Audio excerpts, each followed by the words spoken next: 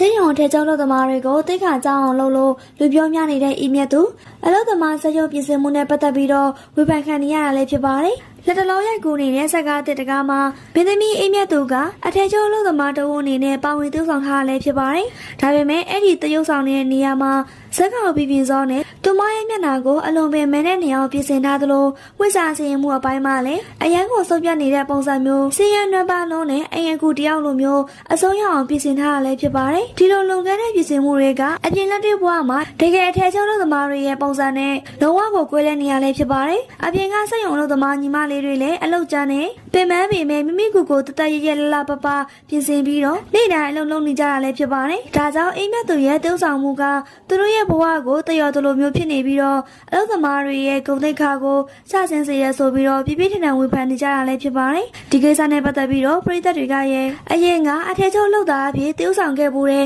မင်းသမီးမိုဟတ်ကိုနဲ့ပါအပြိုင်နိုင်ရှင်ပြောဆိုနေကြတာလည်းတွေ့ရှိရပါတယ်။မွေးကိုတုန်းကတော့အခုလိုမျိုးစုပ်ပြတ်တတ်နေအောင်မလုပ်ဘဲနဲ့မြမဆဆန်တနက်ကပပလေးနဲ့တဘောဝစစတုံးဆောင်နိုင်ခဲ့သလိုပြည်ပြင်းတယ်လို့အားလုံးကလက်ခံထားကြတာလည်းဖြစ်ပါတယ်။ကဲပြည်သက်ကြီးရဲ့အမြတ်သူရဲ့အထက်ကျောင်းဆက်ရုပ်ကတကယ်ပဲစိတ်ဝင်သမားတွေကိုသိခါကြစေရလို့ထင်ပါသလား။မွေးကိုနဲ့နိုင်ရှင်ရင်ဘသူကပို့ပြီးတော့ပြည်ပြင်းလဲဆိုတာကိုမိမိတို့ရဲ့အမြင်လေးကိုခေါင်းမှရေးသွားပေးခဲ့ကြပါအောင်ရှင်။